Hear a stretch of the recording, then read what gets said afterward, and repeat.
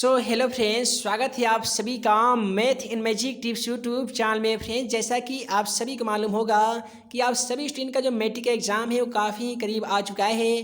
तो वैसी स्थिति में हम आप सभी को आज की इस वीडियो में बताने वाले हैं सोशल साइंस का 1 से लेकर 80 तक का ऐसे इंपॉर्टेंट ऑब्जेक्टिव क्वेश्चन जो कि आपके मैट्रिक बोर्ड एग्जाम में 100% पूछे जा सकते हैं। तो अगर आप भी सर मैट्रिक के एग्ज़ाम में शामिल होने वाले हैं तो ये वीडियो आप सभी के लिए काफ़ी ही इम्पोर्टेंट होने वाला है। तो चलिए फ्रेंड्स, बिना समय गवाए पहला क्वेश्चन का सोल्यूशन देख लेते हैं। इससे पहले अगर आप इस चैनल पे नए हैं तो चैनल को सब्सक्राइब करने के साथ साथ बेल आइकन को दबा दीजिए ताकि आगे आने वाली हर वीडियो का नोटिफिकेशन आप सभी को मिल सके और आप हमारे द्वारा बनाए गए सभी इंपॉर्टेंट वीडियो समय समय से देख सकें। तो जैसा कि आप सभी मोबाइल स्क्रीन पे पहला सवाल देख पा रहे हैं, पहला सवाल में बोला गया है हिंद चीन में कौन सा राष्ट्र शामिल नहीं है। पहला ऑप्शन में दिया गया वियतनाम, ऑप्शन बी में दिया गया लाओस, ऑप्शन सी में दिया गया है चीन और ऑप्शन डी में दिया गया है कंबोडिया। तो जैसा कि आप सभी को मालूम होगा कि हमारा वीडियो सीरीज का पहला क्वेश्चन का जवाब आप सभी को वीडियो के नीचे जाकर कमेंट बॉक्स में इसका सही जवाब लिखना होता है। तो क्वेश्चन नंबर 1 का क्या सही जवाब होगा, आप जल्दी से वीडियो के नीचे चले जाइए और कमेंट बॉक्स में इसका सही जवाब लिख सकते हैं। उसके बाद में अगला सवाल क्वेश्चन नंबर 2 में दिया गया है कि वियना कांग्रेस कब हुआ था। तो यहाँ पे क्वेश्चन नंबर 2 का सही जवाब ऑप्शन ए हो जाएगा, यानी सन 1815 ईस्वी में ही वियना कांग्रेस का सम्मेलन हुआ था। और कांग्रेस रिलेटेड मैट्रिक एग्जाम में 1-2 सवाल इस प्रकार से पूछ लिए जाते हैं कि भारतीय राष्ट्रीय कांग्रेस की स्थापना कब हुई थी। तो ऐसी स्थिति में क्वेश्चन का सही जवाब 1885 हो जाएगा। उसके बाद में कई बार मैट्रिक एग्जाम में इस प्रकार से सवाल पूछे जाते हैं कि अखिल भारतीय ट्रेड यूनियन कांग्रेस की स्थापना कब हुई थी। तो वैसे स्थिति में क्वेश्चन का सही जवाब 1920 हो जाएगा। और सन 1920 ईस्वी में ही भारत में 2 आंदोलन एक साथ चलाए गए थे। खिलाफत आंदोलन जो तुर्की के खलीफा के साथ किए गए दुर्व्यवहार के कारण भारतीय मुसलमानों ने पूरे भारतवर्ष में खिलाफत आंदोलन 1920 ईस्वी में चलाया था। साथ ही महात्मा गांधी के नेतृत्व में पूरे भारतवर्ष में 1920 ईस्वी में असहयोग आंदोलन भी चलाया गया था। उसके बाद में अगला सवाल क्वेश्चन 3 को देख लीजिए। क्वेश्चन 3 में बोला गया है कि भारत में गद्दर पार्टी की स्थापना किसने किया था। जैसा कि आप सभी को मालूम होगा कि लाला हरदयाल के द्वारा भारत में गद्दर पार्टी की स्थापना की गई थी। तो सवाल मैट्रिक में ऐसे भी पूछे जा सकते हैं कि भारत में गद्दर पार्टी की स्थापना लाला हरदयाल के द्वारा कब की गई थी। तो ये 1913 ईस्वी में की गई थी। उसके बाद में अगला सवाल है कि द्वितीय महायुद्ध के बाद यानी दूसरे विश्व युद्ध के बाद यूरोप में किस संस्था का उदय आर्थिक दुष्प्रभावों को कम करने के लिए किया गया था। तो यहाँ पे क्वेश्चन 4 का सही जवाब ऑप्शन डी हो जाएगा, यूरोपीय संघ। उसके बाद में क्वेश्चन 5 में बोला गया है कि नरोत्तम सिंहानुक किस देश के शासक थे। याद रखिएगा, नरोत्तम सिंहानुक जो हैं वो कंबोडिया देश के शासक थे, जहाँ पे विश्व की सबसे बड़ी मंदिर अंकोरवाट का मंदिर स्थित है। सवाल इस प्रकार से पूछा जाता है, अंकोरवाट का मंदिर कहाँ स्थित है। क्वेश्चन का सही जवाब कंबोडिया होगा। कंबोडिया का प्राचीन नाम आधुनिक नाम क्या है। तो कंफुचिया हो जाएगा।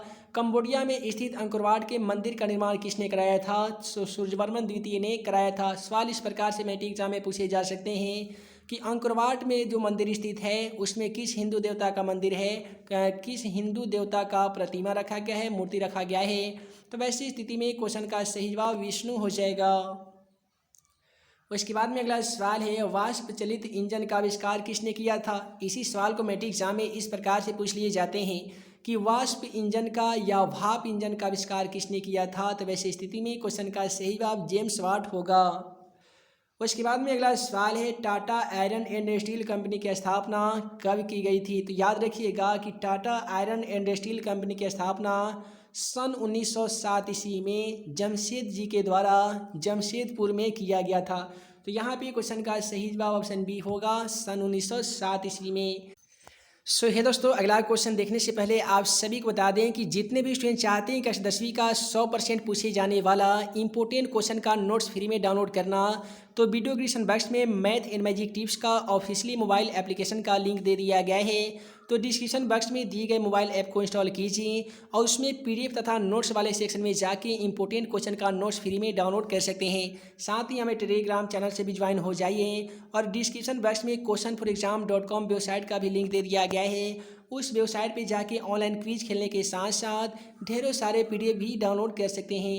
तो यहाँ पे क्वेश्चन 8 में दिया गया है कि गोल घर कहाँ स्थित है। जैसा कि आप सभी को मालूम होगा कि गोल घर जो है वो पटना में स्थित है, अतः क्वेश्चन का सही जवाब ऑप्शन बी होगा। उसके बाद में अगला सवाल क्वेश्चन 9 को देख लीजिए। क्वेश्चन 9 में बोला गया है कि किस अमेरिकी राष्ट्रपति ने न्यू डील लागू किया था। तो दोस्तों FD रूजवेल्ट एक ऐसे राष्ट्रपति थे जो अमेरिका के, जिन्होंने न्यू डील लागू किया था। तो इसलिए क्वेश्चन का सही जवाब क्या होगा, तो ऑप्शन बी होगा। उसके बाद में अगला सवाल है कि नेपोलियन संहिता किस वर्ष लागू की गई थी। तो यहाँ पे क्वेश्चन 10 का सही जवाब ऑप्शन डी हो जाएगा। सन 1804 ईस्वी की बात है जब नेपोलियन संहिता लागू की गई थी। उसके बाद में अगला सवाल है फ्रैंकफर्ट की संधि किस वर्ष हुई थी। काफ़ी सिंपल सवाल है, उम्मीद है कि आप सभी को मालूम होगा कि फ्रैंकफर्ट की जो संधि थी वो जर्मनी इटली के एकीकरण के साथ 1871 ईस्वी में की गई थी। उसके बाद में अगला सवाल है कि कार्ल मार्क्स का जन्म कब हुआ था। सॉरी, यहाँ पे बोला गया है कार्ल मार्क्स का जन्म कहाँ हुआ था। तो दोनों का आंसर याद रखना बेहद जरूरी है। कार्ल मार्क्स का जन्म जर्मनी में हुआ था। कब हुआ था, तो 1818 ईस्वी में हुआ था। उसके बाद में अगला सवाल है 1991 ईस्वी में कौन सा अस्तित्व में आया था। तो यहाँ पे WTO दिया गया है, वर्ल्ड ट्रेड ऑर्गेनाइजेशन, जिसका हिंदी अर्थ होता है विश्व व्यापार संगठन। ऑप्शन बी में दिया गया गेट, ये 1999 में हुआ था जब भारत में कारगिल युद्ध हो रहा था। सी में दिया गया नई आर्थिक नीति, ये 1921 ईस्वी में लेनिन के द्वारा अपनाई गई थी। तो यहाँ पे बोला गया है कौन सा 1951 में अस्तित्व में आया था। तो यहाँ पे इनमें से सही जवाब होना चाहिए, इनमें से कोई नहीं। आपको क्या लगता है इसका सही जवाब ऑप्शन ए होगा, तो आप हमें कमेंट के माध्यम से बता सकते हैं। अगला सवाल क्वेश्चन 14 में दिया गया है कि इन आर्थिक क्रियाओं में से कौन प्राथमिक क्षेत्र से संबंधित नहीं है। देखिए, प्राथमिक क्षेत्र में मत्स्य पालन, मछली पालन आते हैं, खनन भी आते हैं, वन भी आते हैं, लेकिन बैंकिंग नहीं आते हैं। अतः क्वेश्चन का सही जवाब ऑप्शन बी होगा, बैंकिंग। अगला सवाल दिया गया है जमशेदपुर, दुर्गापुर, भिलाई और सलेम किस उद्योग के लिए प्रसिद्ध है या किस उद्योग के केंद्र है। तो अगर ऐसे सवाल मेट्रिक एग्जाम में पूछ लिए जाते हैं ना, तो अगर मान लेते हैं कि दुर्गापुर के बारे में जानकारी नहीं है, भिलाई और सलेम के बारे में जानकारी नहीं है, तो यहाँ पे देखेंगे तो जमशेदपुर मिलेगा। पिछले वाले क्वेश्चन के माध्यम से हम लोग जाने थे कि Jamshedpur Tata iron and steel company की स्थापना कब हुई थी, तो 1907 में। तो जमशेदपुर के जो कंपनी है वो Tata iron and steel company है, इसलिए क्वेश्चन का सही जवाब ऑप्शन सी होगा, आयरन और स्टील। अगला सवाल क्वेश्चन 16 में दिया गया है कि प्रति व्यक्ति आय का आशय क्या होता है। यानी प्रति व्यक्ति आय का मतलब क्या होता है, तो ये औसत आय को प्रति व्यक्ति आय कहा जाता है। यानी एवरेज इनकम को ही क्या कहते हैं, प्रत्येक व्यक्ति की आय कहते हैं। अगला सवाल क्वेश्चन 17 में दिया गया है राष्ट्रीय विकास परिषद का गठन कब किया गया था। काफ़ी सिंपल सवाल है। राष्ट्रीय विकास परिषद का गठन जब पूरे भारतवर्ष में पहला चुनाव सन 1952 ईस्वी में हो रहा था ना, जिसमें भारत के प्रथम प्रधानमंत्री पंडित जवाहरलाल नेहरू और भारत के प्रथम राष्ट्रपति डॉक्टर राजेंद्र प्रसाद को चुना गया था। तो उसी समय राष्ट्रीय विकास परिषद का भी गठन हुआ था। इसलिए क्वेश्चन का सही जवाब क्या होगा, तो ऑप्शन सी हो जाएगा, 1952 ईस्वी में। अगला सवाल है बांग्लादेश की मुद्रा का क्या नाम है। जैसा कि मालूम होगा भारत की मुद्रा का नाम रुपया है, अमेरिका के रुपया का नाम डॉलर है और बांग्लादेश की मुद्रा का नाम टका है। तो क्वेश्चन का सही जवाब ऑप्शन डी हो जाएगा, टका। अगला सवाल क्वेश्चन 19 को देख लीजिए। बोला जा रहा है कि राष्ट्रीय आय का क्या अर्थ होता है। तो दोस्तों क्या होता है कि उत्पादन के सभी साधनों की जो आय होता है, उसे ही उत्पादन के सभी साधनों की आय को ही राष्ट्रीय आय कहा जाता है। और राष्ट्रीय आय में देश की कुल जनसंख्या से भाग देने पर प्रति व्यक्ति आय हमें प्राप्त होता है। अगला सवाल है भारत में उपभोक्ता संरक्षण कानून कब लागू हुआ था। दोस्तों याद रखिएगा, सन 1986 ईस्वी में ही भारत में उपभोक्ता संरक्षण अधिनियम पारित किया गया था। उसके बाद में अगला सवाल है कि भूमि विकास बैंक के द्वारा किस प्रकार का ऋण प्रदान किया जाता है। तो यहाँ पे कुछ में 21 का सही जवाब ऑप्शन सी हो जाएगा। यानी भूमि विकास बैंक के माध्यम से ये जो होते हैं भूमि विकास बैंक जो होते हैं, इसके माध्यम से दीर्घकालीन ऋण यानी लंबे समय के लिए ऋण हमें प्रदान करते हैं भूमि विकास बैंक। तो क्वेश्चन का सही जवाब ऑप्शन सी होगा। उसके बाद में क्वेश्चन 22 को देख लीजिए कि भारत में किस प्रकार की आर्थिक प्रणाली पाई जाती है। तो दोस्तों जैसा कि आप सभी को मालूम होगा कि भारत एक ऐसा देश है जहाँ पे मिश्रित अर्थव्यवस्था पाई जाती है, इसलिए क्वेश्चन का सही जवाब ऑप्शन सी हो जाएगा, मिश्रित अर्थव्यवस्था। उसके बाद में क्वेश्चन 23 को देख लीजिए। काफ़ी सिंपल सवाल है कि नागार्जुन सागर नदी घाटी परियोजना संबंधित है, यानी नागार्जुन सागर जो परियोजनाएं हैं वो किस नदी पे स्थित है। पहला आंसर मिलेगा सतलज नदी, कावेरी नदी, नर्मदा नदी, कृष्णा नदी। तो जहाँ पे रहेगा नागार्जुन वहीं पे रहेगा ना कृष्णा, तो इसलिए क्वेश्चन का सही जवाब ऑप्शन डी हो जाएगा। नागार्जुन नदी घाटी परियोजना किस पे है, तो ये है कृष्णा नदी पे। उसके बाद में अगला सवाल क्वेश्चन 24 में दिया गया है कि 26 दिसंबर 2004 ईस्वी को विश्व का कौन सा भाग सुनामी से प्रभावित हुआ था। तो बात हम लोग करते हैं 26 दिसंबर 2004 ईस्वी को, जब विश्व के बंगाल की खाड़ी एक ऐसा हिस्सा था जहाँ पे बहुत ही ज़्यादा बहुत ही भयंकर भयंकर सुनामी आया था। तो यहाँ पे क्वेश्चन का सही जवाब ऑप्शन डी होगा, बंगाल की खाड़ी में। और इसी सवाल को इस प्रकार से मेट्रिक एग्जाम में ऐसे भी आपदा प्रबंधन से क्वेश्चन पूछ लिए गए हैं कि बिहार में या भारत में अब तक का सबसे विनाशकारी भूकंप कब आया था, तो सन 1934 ईस्वी में आया था। अगला सवाल क्वेश्चन 25 को देख लीजिए। क्वेश्चन 25 में बोला जा रहा है कि सामान्य संचार व्यवस्था को बाधित होने का मुख्य कारण क्या होता है, यानी संचार व्यवस्था जो होती हैं वो बाधित हो जाते हैं, उसमें अवरोध उत्पन्न होने लगते हैं।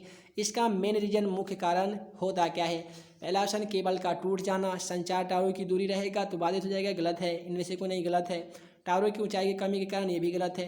केबल जब टूट जाएंगे तो निश्चित है कि संचार व्यवस्था बाधित हो जाएंगे, इसीलिए क्वेश्चन का सही जवाब ऑप्शन ए हो जाएगा, केबल का टूट जाना। अगला सवाल है हमारा कि बाढ़ क्षति पहुंचाती है, यानी बाढ़ जो क्षति पहुंचाती है वो किसको किसको क्षति पहुंचाती है। पहला ऑप्शन फसल को बिल्कुल पहुंचाती है, पशु को पहुंचाती है, भवन को भी पहुंचाती है। तो इसलिए क्वेश्चन का सही जवाब ऑप्शन डी हो जाएगा, इनमें से सभी। एक चीज़ याद रखिएगा, अगर इसी सवाल को पूछ लिया जाता कि बाढ़ से सबसे अधिक किसको हानि पहुंचती है, अगर डी में अगर दूसरा कोई ऑप्शन रहता तो वैसी स्थिति में क्वेश्चन का सही जवाब फसलों को होता, और ऑप्शन में रहेगा कि इनमें से सभी, तो वैसी स्थिति में क्वेश्चन का सही जवाब इनमें से सभी हो जाएगा। अगला सवाल क्वेश्चन 27 को देख लीजिए। यहाँ पे क्वेश्चन 27 में बोला जा रहा है कि स्वर्णिम चतुर्भुज संबंधित है, तो सड़क मार्गों से ही संबंधित होता है स्वर्णिम चतुर्भुज, यानी क्वेश्चन का सही जवाब ऑप्शन बी होगा। उसके बाद में है कि बाढ़ के समय लोगों को जाना चाहिए, यानी बाढ़ की स्थिति जब उत्पन्न हो जाए तो वैसी स्थिति में गांव के लोगों को कहाँ जाना चाहिए, तो गांव से बाहर बिल्कुल गलत है, खेतों में बिल्कुल गलत है, कहीं भी नहीं, तो ये भी बात गलत है। तो क्वेश्चन का सही जवाब ऑप्शन सी हो जाएगा कि बाढ़ के समय सभी लोगों को उच्च भूमि वाले स्थान पर जाना चाहिए। अगला सवाल क्वेश्चन 29 को देख लीजिए। क्वेश्चन 29 में बोला जा रहा है निम्नलिखित में से कौन क्षेत्रीय राजनीतिक दल है, यानी क्षेत्रीय पार्टी है। पहला ऑप्शन भारतीय जनता पार्टी जिसे बीजेपी हम लोग कहते हैं, उसके अंदर भारतीय राष्ट्रीय कांग्रेस, डी मिला है भारतीय कम्युनिस्ट पार्टी जिसे हम लोग बीकेपी कहते हैं, और सी में मिला है जेडीयू यानी जनता दल यूनाइटेड। तो यहाँ पे क्वेश्चन 29 की बात हम लोग करते हैं तो सही जवाब ऑप्शन सी मिलेगा, जनता दल यूनाइटेड। जो ये नीतीश कुमार की पार्टी है, ये जो पार्टी है ना, ये क्षेत्रीय राजनीतिक दल की पार्टी है। अगला सवाल है कि पंचायत में चुनाव कौन करवाता है। काफ़ी सिंपल सवाल है, पंचायत में चुनाव कौन करवाता है। याद रखिएगा कि निर्वाचन आयोग के माध्यम से ही किसी भी राजनीतिक दल को मान्यता तथा दल चिन्ह प्राप्त होता है, और चुनाव कराने का जो कार्य होता है वो राज्य चुनाव आयोग कराता है पंचायत में, और यहाँ पे निर्वाचन आयोग कराता है केंद्र में, ठीक है। और इसके बाद में है कि भारत में किस राज्य से पंचायती राज की शुरुआत हुई थी। दोस्तों भारत के राजस्थान एक ऐसा राज्य है जहाँ से पंचायती राज संस्था की शुरुआत हुई थी, और ये कब हुई थी, तो सूचना के अधिकार आंदोलन की जो शुरुआत हुई थी ये 2005 ईस्वी में हुई थी। अगला सवाल क्वेश्चन 32 को देख लीजिए कि वर्ष 1975 में भारतीय राजनीति में किस लिए जाना जाता है, यानी राजनीतिक चुनाव में 1975 को आज कौन नहीं जानता होगा, लेकिन इसका जानने का मेन रीजन क्या है। तो इस समय में क्या हुआ था कि पूरे देश भर में आंतरिक आपातकाल लागू की गई थी, इसलिए क्वेश्चन का सही जवाब ऑप्शन सी हो जाएगा। ये सवाल इस प्रकार से पूछे जा सकते हैं कि सन 1975 में देश भर में आंतरिक आपातकाल किसने लगाया था, तो वैसे स्थिति में क्वेश्चन का सही जवाब इंदिरा गांधी हो जाएगा। उसके बाद में अगला सवाल उसमें 33 को देख लीजिए। उसमें 33 में बोला जा रहा है कि ताड़ी विरोधी आंदोलन किस प्रांत से शुरू हुआ था। तो दोस्तों आंध्र प्रदेश एक ऐसा राज्य है जहाँ से ताड़ी विरोधी आंदोलन शुरू हुआ था। अब आपके मन में ये आ रहा होगा कि भाई साहब ये जो ताड़ी विरोधी आंदोलन का नाम हम लोग सुन रहे हैं, ये आंदोलन होता क्या था। तो दोस्तों हम लोग बात करते हैं ताड़ी विरोधी आंदोलन के बारे में। तो ताड़ी विरोधी आंदोलन में क्या हुआ था कि आंध्र प्रदेश के जितने भी महिलाएं थी ना, वो अपने आस पड़ोस के मदिरा एवं शराब की बिक्री पर पाबंदी की मांग कर रहे थे। इससे फलस्वरूप क्या हुआ कि आंध्र प्रदेश की जितनी महिलाएं हैं ताड़ी विरोधी आंदोलन में जुड़ी हुई थी, उन सभी महिलाओं को स्थानीय निकाय के रूप में आरक्षण भी प्राप्त हुआ था। उसके बाद में अगला सवाल क्वेश्चन 34 में है कि धर्म को समुदाय का मुख्य आधार कौन मानता है। तो धर्म को समुदाय का मुख्य आधार मानने वाला ऑप्शन ए में दिया गया है, सांप्रदायिक। उसके बाद में अगला सवाल है कि सत्ता में साझेदारी सही है क्योंकि। तो याद रखिएगा कि सत्ता में साझेदारी इसलिए सही है क्योंकि क्या करता है कि राजनीतिक दल विभिन्न समुदायों के बीच टकराव को कम करती है। उसके बाद में है कि नेपाल में सर्वदलीय गठबंधन का मुख्य उद्देश्य क्या है। तो नेपाल में सर्वदलीय गठबंधन का जो मेन रीजन है, मुख्य उद्देश्य है, वो है लोकतंत्र की स्थापना करना, यानी क्वेश्चन का सही जवाब ऑप्शन बी होगा। उसके बाद में अगला सवाल क्वेश्चन 37 को देख लीजिए। क्वेश्चन 37 आपके मैट्रिक के एग्जाम के दृष्टिकोण से काफ़ी मजेदार है। बोला गया है भारत में इन राज्यों में कोयले का सबसे बड़ा उत्पादक क्षेत्र कौन सा है। तो यहाँ पे दिया गया है कि भारत के इन राज्यों में सबसे बड़ा कोयले का उत्पादक राज्य कौन सा है। तो वो राज्य का नाम क्या होगा, तो झारखंड होगा, यानी झारखंड में कोयले का उत्पादन काफ़ी ही ज़्यादा मात्रा में होता है। उसके बाद में कि सौर ऊर्जा के उत्पादन के लिए सर्वाधिक उपयुक्त राज्य है, यानी इनमें से सौर ऊर्जा का उत्पादन करने के लिए सबसे जो उपयुक्त राज्य है ना, उसका नाम है राजस्थान। उसके बाद में बोला गया है कि बिहार की पहली नदी घाटी परियोजना क्या है। तो बिहार में जो पहली नदी घाटी परियोजना है ना, उसका नाम है कोसी नदी घाटी परियोजना। सवाल इस प्रकार से पूछे जा सकते हैं कि बिहार में कौन सा नदी है जिस पर अभी तक कोई भी नदी घाटी परियोजना नहीं हुई है, बहुउद्देशीय परियोजना नहीं हुई है। तो उस नदी का नाम है पुनपुन नदी। उसके बाद में कि सुंदरवन टाइगर रिजर्व कहाँ है। याद रखिएगा क्वेश्चन 40 का सही जवाब ऑप्शन ए हो जाएगा। सुंदरवन टाइगर रिजर्व की बात करते हैं तो ये है पश्चिम बंगाल में, यानी क्वेश्चन का सही जवाब ऑप्शन ए होगा। उसके बाद में अगला सवाल क्वेश्चन 41 में दिया गया है कि भारत में सबसे अधिक लंबा बांध कौन सा है। तो भारत में सबसे लंबा बांध की बात करेंगे तो हीराकुंड बांध है, तो इसलिए क्वेश्चन का सही जवाब ऑप्शन सी होगा। उसके बाद में बोला गया है कि कौन प्राथमिक ऊर्जा का उदाहरण नहीं है। तो क्वेश्चन 42 का सही जवाब ऑप्शन बी हो जाएगा। देखिए कोयला जो है, कोयला हो गया, पेट्रोलियम हो गया, प्राकृतिक गैस हो गया, ये प्राथमिक ऊर्जा का तो उदाहरण है, लेकिन विद्युत से इंसान अपने इच्छा पूर्ति के हिसाब से ऊर्जा स्थापित करता है। जो विद्युत जो है वो प्राथमिक ऊर्जा का स्रोत नहीं है। उसके बाद में है पूर्व मध्य रेलवे का मुख्यालय कहाँ है। अगर जितने भी स्टूडेंट ट्रेन का सफ़र किए होंगे तो सभी ट्रेन के बोगी पे लिखा रहता है पुमरे, ठीक है। तो पुमरे का मतलब होता है कि पूर्व मध्य रेलवे, जिसका मुख्यालय जो है वो हाजीपुर में स्थित है। तो क्वेश्चन का सही जवाब ऑप्शन डी होगा। उसके बाद में अगला सवाल क्वेश्चन 44 को देख लीजिए कि चावल है, यानी चावल किस प्रकार का फसल है। आप सभी को बता दें कि चावल जो होता है ना, वो रबी फसल नहीं बल्कि खरीफ फसल होता है। गेहूं है जो रबी फसल है। तो चावल की जगह पे आपके अगर चना भी पूछ लिया जा सकता है, धान भी पूछा जा सकता है, तो ये सब कौन से फसल है, तो ये खरीफ फसल है। अगला सवाल है निम्नलिखित में से कौन निजी क्षेत्र की कंपनी नहीं है। तो यहाँ पे 4 ऑप्शन दिया जा रहा है, इसमें आप सभी को बताना होगा निजी क्षेत्र की कंपनी कौन नहीं है, तो वो है सेल। उसके बाद में कौन खनिज कोडरमा से संबंधित है। तो क्वेश्चन 46 का सही जवाब ऑप्शन ए हो जाएगा। बॉक्साइट जो है वो एल्युमिनियम का अयस्क होता है। जैसा कि आप सभी को बताया जाता है एल्युमिनियम के प्रमुख अयस्क कौन कौन होते हैं, तो वो होते हैं बॉक्साइट, कोरंडम और क्रायोलाइट। ये सभी होते हैं एल्युमिनियम के अयस्क जो कोडरमा से संबंधित होते हैं। अगला सवाल है ऑपरेशन फ्लड का दूसरा नाम क्या होता है। तो ये दोस्तों ऑपरेशन फ्लड का दूसरा जो नाम है ना, वे श्वेत क्रांति है, यानी क्वेश्चन का सही जवाब ऑप्शन सी हो जाएगा, श्वेत क्रांति। उसके बाद में कि लीची के उत्पादन के लिए बिहार के कौन से 2 जिला प्रसिद्ध है। तो याद रखिएगा लीची का उत्पादन करने के लिए मुजफ्फरपुर और वैशाली 2 ऐसे जिला हैं जो पूरे भारतवर्ष में नहीं बल्कि पूरे बिहार में प्रसिद्ध हैं। अगला सवाल है कि आय तथा उपभोग को अंतर को क्या कहते हैं। तो याद रखिएगा आय तथा उपभोग को अंतर यानी माइनस को बचत कहते हैं। तो क्वेश्चन 49 का सही जवाब ऑप्शन सी होगा। उसके बाद 50 से बोला गया है कि इनमें से कौन सा व्यापारिक व्यय की जमा का प्रकार नहीं है। तो क्वेश्चन का सही जवाब अधिवी कर्ज हो जाएगा, यानी ऑप्शन सी हो जाएगा। अगला सवाल देख लीजिए कि पूंजी बाजार में किस प्रकार के ऋणों का लेन देन होता है। तो यहाँ पे क्वेश्चन 51 का सही जवाब ऑप्शन बी हो जाएगा। पूंजी बाजार में दीर्घकाल में ऋण का लेन देन किया जाता है। उसके बाद में अगला सवाल क्वेश्चन 52 को देख लीजिए। क्वेश्चन 52 में बोला जा रहा है, किसने कहा था कि ग्राहक हमारी दुकान पे आने वाला सबसे महत्वपूर्ण व्यक्ति है, वह हम पर नहीं हम उन पर निर्भर रहते हैं। तो दोस्तों ये जो कथन है वो महात्मा गांधी का ही कथन है। महात्मा गांधी बोल दिए थे कि ग्राहक जो हमारी दुकान पे आने वाला सबसे महत्वपूर्ण साधन है, सबसे महत्वपूर्ण व्यक्ति है, वह हम पर नहीं हम उन पर निर्भर रहते हैं। अगला सवाल क्वेश्चन 53 को देख लीजिए। क्वेश्चन 53 में बोला जा रहा है, इनमें से कौन गैर आर्थिक आधारभूत संरचना का एक मुख्य घटक है। पहला से मिलेगा संचार है, वित्त है, यातायात है और शिक्षा है। तो क्वेश्चन का सही जवाब क्या होगा, शिक्षा होगा, यानी ऑप्शन सी होगा। उसके बाद में इनमें से कौन ऊर्जा का गैर पारंपरिक स्रोत है। तो यहाँ पे ऊर्जा का गैर पारंपरिक स्रोत की बात करते हैं तो क्वेश्चन का सही जवाब ऑप्शन ए हो जाएगा, ज्वारीय ऊर्जा। उसके बाद में है कि गोंडवाना समूह के कोयले का निर्माण कब हुआ था। तो दोस्तों याद रखिएगा क्वेश्चन 55 का सही जवाब ऑप्शन बी हो जाएगा।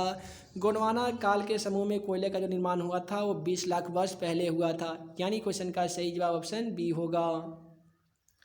उसके बाद में बोला गया है इनमें से कौन सा खरीफ फसल है, यानी खरीफ की फसल इनमें से कौन सा है। तो यहाँ पे देख लीजिए, पहला मिलेगा चावल मिलेगा, मक्का मिलेगा, कपास मिलेगा। तो यहाँ पे 156 का सही जवाब ऑप्शन ए होगा। चावल जो है वो खरीफ फसल है।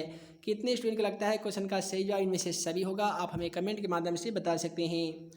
अगला सवाल, इनमें से कौन रेशेदार फसल नहीं है। यहाँ पे रेशेदार फसल की बात करते हैं तो कपास में रेशा होता है, गन्ना में भी रेशा, जूट में, और यहाँ पे डी मिला है सन। तो यहाँ पे 157 का सही जवाब क्या होगा, तो ऑप्शन सी होगा, गन्ना में रेशा नहीं होता है। बाकी ये जितनी भी फसल है ये सब में रेशेदार फसल है, सब में रेशा होते हैं। अगला सवाल है, कांडला विशेष आर्थिक क्षेत्र कहाँ स्थित है। तो यहाँ पे 58 का सही जवाब ऑप्शन बी हो जाएगा। कांडला विशेष आर्थिक क्षेत्र जो है वो गुजरात में स्थित है। अगला सवाल, गुटेनबर्ग का जन्म कहाँ हुआ था। याद रखिए गुटेनबर्ग का जन्म कहाँ हुआ था। तो दोस्तों ये जर्मनी में हुआ था। इन्होंने ही छापाखाना का आविष्कार किया था। सवाल इस प्रकार से पूछ लिए जाते हैं कि गुटेनबर्ग ने सर्वप्रथम किस पुस्तक की छपाई किए थे। तो आप बोलेंगे कि सर बाइबिल पुस्तक की छपाई किए थे। उसके बाद में अगला सवाल है क्वेश्चन 60 में बोला जा रहा है, इंग्लैंड में मुद्रण कला की शुरुआत किसने किया था। तो दोस्तों कैक्सन एक ऐसा व्यक्ति था जिन्होंने इंग्लैंड में भी मुद्रण कला को पहुंचा दिया था। उसके बाद में 61 में दिया गया है कि 1927 ईस्वी की पहली रूसी क्रांति को किस नाम से जाना जाता है। तो यहाँ पे कुछ में 61 का सही जवाब ऑप्शन ए हो जाएगा। सबसे पहले फरवरी क्रांति हुई थी जो नवंबर 1927 ईस्वी में हुई थी। उसके बाद में जो फरवरी में हुई थी, फरवरी क्रांति 1917 ईस्वी में, और नवंबर 1927 ईस्वी में बोल्शेविक क्रांति लेनिन के नेतृत्व में की गई थी। अगला सवाल, लाल सेना का गठन किसने किया था। काफ़ी मज़ेदार सवाल है। तो लाल सेना का गठन करने वाला ट्रास्टकी है, यानी क्वेश्चन का सही जवाब ऑप्शन सी होगा, ट्रास्टकी। उसके बाद में कुछ में 63 में दिया गया है कि ऑल इंडिया मुस्लिम लीग की स्थापना कब की गई थी। याद रखिएगा सन 1986 में ही ऑल इंडिया मुस्लिम लीग की स्थापना की गई थी। उसके बाद में तख्त श्री हरमंदर जी साहिब कहाँ स्थित है। ये जो क्वेश्चन है ये नया क्वेश्चन है, एग्जाम के दृष्टिकोण से इम्पोर्टेंट भी है। तो तख्त श्री हरमंदर जी साहिब जो है वो पटना में स्थित है, यानी क्वेश्चन का सही जवाब ऑप्शन ए होगा। उसके बाद में सिपाही विद्रोह कब हुआ था। दोस्तों सिपाही विद्रोह कब हुआ था, उम्मीद है कि आप सभी को मालूम होगा कि सन 1857 की बात है, जब मेरठपुर छावनी में चर्बी वाला कारतूस से रिलेटेड मंगल पांडे ने पूरे छावनी में विद्रोह कर दिए थे, जिसमें मंगल पांडे को फांसी भी दी गई थी। तो सिपाही विद्रोह का नेतृत्व करने वाले सर्वप्रथम हमारे देश के वीर सपूत मंगल पांडे जी हैं, जो 1857 ईस्वी में सिपाही विद्रोह का नेतृत्व किए थे। उसके बाद में कि श्वेत क्रांति का संबंध अर्थव्यवस्था के किस क्षेत्र से होता है। तो यहाँ भी कुछ में 66 का सही जवाब ऑप्शन ए हो जाएगा, प्राथमिक क्षेत्र से। उसके बाद में बोला गया है कि बिहार दिवस कब मनाया जाता है। उम्मीद है कि ये क्वेश्चन तो आपको बिल्कुल याद होगा, 22 मार्च को पूरे बिहार में बिहार दिवस मनाया जाता है। उसके बाद में है कि सबसे बड़े पशु मेला का आयोजन किया गया है। तो बिहार का नहीं बल्कि पूरे भारत का नहीं बल्कि पूरे विश्व का सबसे बड़ा पशु मेला सोनपुर में स्थित है, सोनपुर में लगता है। तो क्वेश्चन का सही जवाब ऑप्शन ए होगा, सोनपुर। उसके बाद में सासाराम के किस ऐतिहासिक शासक का मकबरा है। सासाराम में कौन से ऐतिहासिक शासक जो है उसका मकबरा स्थित है। तो बताया जाता है कि शेरशाह सूरी का मकबरा कहाँ स्थित है, तो आप बोलते हैं कि सर सासाराम में स्थित है। तो सासाराम में किस ऐतिहासिक शासक का मकबरा होगा, तो वो शेरशाह सूरी का मकबरा होगा। उसके बाद में क्वेश्चन नंबर 70 को देख लीजिए। क्वेश्चन नंबर 70 में बोला गया है कि फ्लाइंग शटल मशीन का आविष्कार किसने किया था, तो ये जॉन के द्वारा किया गया था। तो फ्लाइंग शटल जब भी पूछा जाए तो याद रखिएगा जॉन के एक वैज्ञानिक का नाम है जिन्होंने फ्लाइंग शटल नामक मशीन का आविष्कार किए थे। और इसके बाद में दुर्गापुर स्टील प्लांट किस राज्य में स्थित है, तो दोस्तों दुर्गापुर स्टील प्लांट की बात हम लोग करते हैं तो ये पश्चिम बंगाल में स्थित है, यानी क्वेश्चन का सही जवाब ऑप्शन सी होगा। और इसके बाद में क्वेश्चन 72 में दिया गया है कि सेडान युद्ध कब हुआ था, तो सेडान का जो युद्ध है वो सन 1900 नहीं बल्कि सन 1870 ईस्वी में हुआ था, जब लंदन में प्राथमिक अनिवार्य शिक्षा लागू की गई थी। उसके बाद में कि हीगेल कौन था, है दोस्तों हीगेल कौन था, तो हीगेल जो था वह एक प्रकार का दार्शनिक था, इसलिए क्वेश्चन का सही जवाब ऑप्शन सी होगा। और इसके बाद में क्वेश्चन 74 को देख लीजिए। बोला जा रहा है कि मार्च 1946 ईस्वी में फ्रांस एक वियतनाम के बीच में एक समझौता हुआ था, इस समझौता को किस नाम से जाना जाता है, तो याद रखिएगा कि मार्च 1946 ईस्वी की बात है जब एक समझौता हुआ था, इस समझौता का नाम दिया गया हनोई समझौता। तो सवाल यहाँ से 3 टाइप से पूछे जा सकते हैं। पहला सवाल पूछे जा सकते हैं कि हनोई समझौता कब हुआ था, तो याद रखिएगा मार्च 1946 ईस्वी में हुआ था। किसके बीच हुआ था, तो फ्रांस एवं वियतनाम के बीच में हुआ था। और फ्रांस एवं वियतनाम के बीच में होने वाला समझौता किस नाम से जाना जाता है, तो वैसी स्थिति में क्वेश्चन नंबर 74 का सही जवाब ऑप्शन बी होगा, हनोई समझौता। अगला सवाल क्वेश्चन 75 में कि बंगाल विभाजन कब निरस्त किया गया था, यानी बंगाल का जो विभाजन है वो कब हो गया था, तो सन 1905 की बात है जब बंगाल का विभाजन हो गया था। किसने किया था, तो कर्जन ने किया था। याद रखिएगा कर्जन के द्वारा ही बंगाल का विभाजन सन 1905 ईस्वी में कर दिया गया था। अगला सवाल क्वेश्चन 76 में बोला गया है कि किस भूकंपीय तरंग की गहनता सबसे अधिक होती है, तो उस तरंग का नाम है एस तरंग, ना ही टी तरंग। क्वेश्चन का सही जवाब ऑप्शन बी हो जाएगा एस तरंग। उसके बाद में है कि कुल जल का कितना प्रतिशत भाग महासागरों में स्थित है या महासागरों में निहित है, तो क्वेश्चन 77 का सही जवाब ऑप्शन डी हो जाएगा। 97% पृथ्वी का जो जल का भाग है वो महासागरों के अंदर निहित है।